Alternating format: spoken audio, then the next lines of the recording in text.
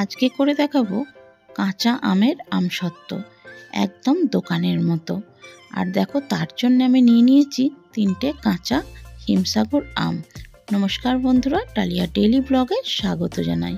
আশা করি সবাই ভালো আছো আর আমিও ভালো আছি।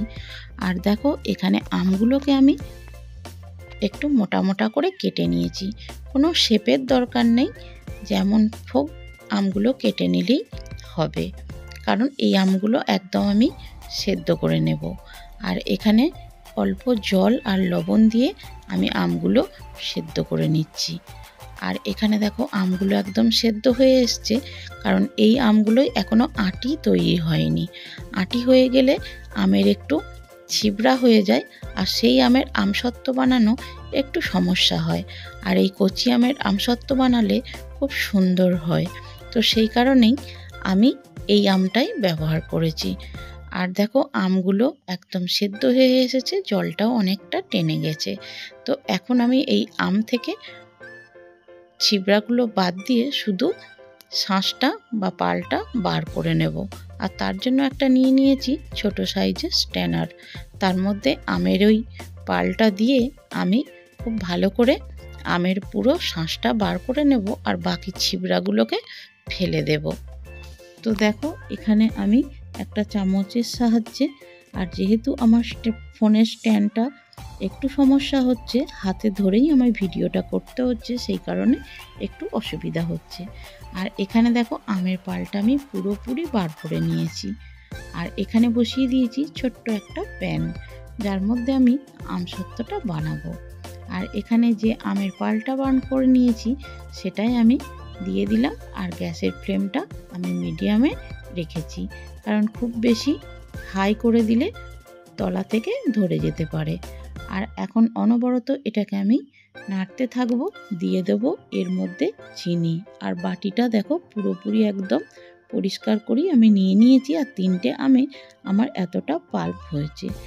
আর এখান থেকে একটু নিয়ে আমি শরবত বানিয়েছিলাম, তাই কমেও গেছে। তো সেই কারণেই দেখো এখান থেকে আমি চিনি দিয়ে দিলাম পরিমাণ মতো, তবে যতটা লাগবে ততটাই দেব।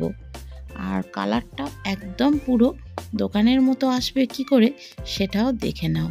দেখো চিনি দিয়ে দিলাম, আর লবণটা একটু কম হয়েছিল, তাই সামান্য পরিমাণে একটু লবণও দিয়ে দিয়েছি। আর খুব ভালো করে এটাকে নাড়াতে হবে। চিনি দেওয়ার কারণে তলা থেকে লেগে যেতে পারে বা পুরা গন্ধ বেরোতে পারে, সেই কারণে মিডিয়াম টু স্লো গ্যাসের ফ্লেমটা রেখে দিয়ে খুব ভালো করে এটাকে অনবরত কিন্তু নাড়িয়ে যেতে হবে, কারণ এটা ধরে গেলে খেতে একদম ভালো লাগবে না। অবশিষ্ট যে চিনিটা রয়েছে সেটাও মনে হলো দিয়ে দেওয়া দরকার, কারণ মিষ্টিটা একটু কম হয়েছে। আর এখানে দেখো আমি অল্প একটু গুড় দিয়ে দিলাম। এই গুড়ের কারণেই কিন্তু কাঁচা আমের আমসত্ত্বটা একদম মনে হবে দোকানের মতো কেনা, আর একদম কালারটাও সেই রকম আসবে। দেখো অনেকটাই কিন্তু আমার জাল দেওয়া হয়ে গেছে, আর আমসত্ত্বর কালারটা কিন্তু একদম চেঞ্জও হয়ে গিয়েছে। এটাকে কেউ দেখে মনেই হবে না যেটা কাঁচা আমের আমসত্ত্ব। তো গুড় দেওয়ার কারণে কালারটা একদম চেঞ্জ হয়ে গিয়েছে।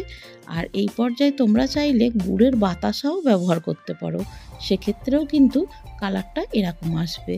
আর এখানে আমার ঘরে চিলি ফ্লেক্স শেষ হয়ে গেছে, সেই কারণে আমি কয়েকটা লঙ্কাকে হালকা একটু মিক্সার গ্রাইন্ডারে ঘুরিয়ে নিলাম আর চিলি ফ্লেক্স বানিয়ে নিলাম। তো এর মধ্যে একটু চিলি ফ্লেক্স দেব, তোমরা না চাইলে স্কিপ করতে পারো।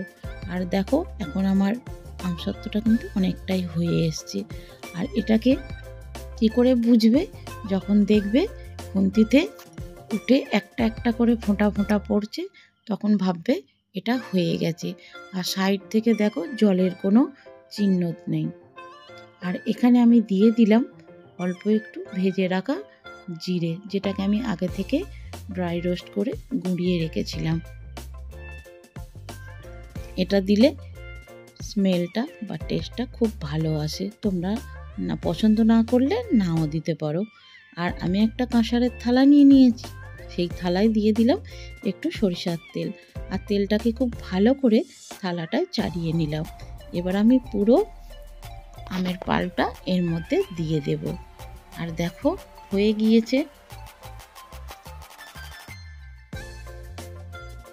আমি খুব ভালো করে থালার মধ্যে চাড়িয়ে দিলাম। এটা দুটো থালাতে দিলেও ভালো হতো, আমি একটা বড় থালাতেই দিয়েছি। তোমরা চাইলে আর একটু পাতলা করতে চাইলে এটা দুটো থালাতে ভাগ করে চাড়িয়ে দেবে, তাহলে আমসত্ত্বটা আর একটু পাতলা হবে। তো আমি এইভাবেই করেছি, কারণ আমাকে আরও অনেকবারই এটা বানাতে হবে, কারণ আমার ঘরে আমার ছেলে ভীষণ পছন্দ করে। তো সেই কারণেই আমি এরকমভাবে বানিয়েছি। এরপরে যখন বানাবো আরও পাতলাভাবে বানাবো।